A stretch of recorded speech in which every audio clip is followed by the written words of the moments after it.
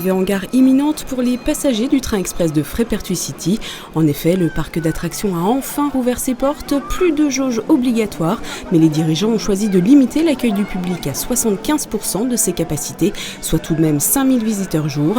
Ce samedi, ce sont plus de 1000 personnes qui ont profité des manèges et autres animations. Faut qu'on ressorte, il faut qu'on bouge, quoi. On en avait marre du confinement, de tout ça, donc ça fait du bien. Ça fait du bien. Non, c'est bien. Ouais, c'est très bien. Et puis il n'y a pas trop de monde, en plus le temps se tient, c'est nickel. Et le parc est magnifique, franchement. On peut enfin sortir, enfin profiter avec les enfants et prendre du plaisir. Ça fait du bien, ouais, de se sentir un petit peu libre.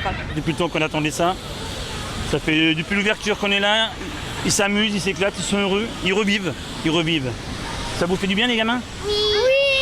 Seule contrainte pour les visiteurs, les réservations qui sont désormais obligatoires. La billetterie s'effectue uniquement sur Internet.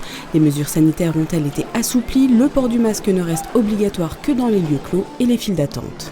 Il y a du gel à disposition, on a les masques, les distanciations sociales sont respectées, donc non. On prend plaisir justement avec les petits lots. On s'est dit que si c'était ouvert, c'est que c'était sécurisé, donc aucune crainte. Donc vous profitez à fond ? À fond. Frépertuis City, ce sont 16 salariés permanents et 350 emplois saisonniers. En 2020, avec la crise, le parc a dû faire face à d'importantes pertes financières. Le chiffre d'affaires a été divisé par 2, atteignant 4 millions d'euros. Objectif pour cette année, accueillir au minimum 200 000 visiteurs pour redresser la barre. Un nouveau défi pour les dirigeants qui restent confiants. L'année dernière, il y avait eu la suspension des remboursements de prêts. Frépertuis investit tout le temps énormément, donc rembourse énormément, ce qui n'est plus le cas cette année. Les aides ont été pour l'instant très limitées pour les parcs d'attractions. Le PGE c'est bien, mais ça reste un emprunt.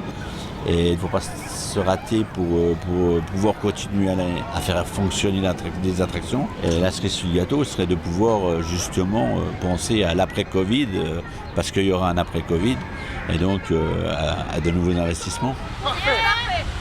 Le site touristique payant le plus visité des Vosges est ouvert tous les jours en juillet et août, ainsi que tous les week-ends de septembre.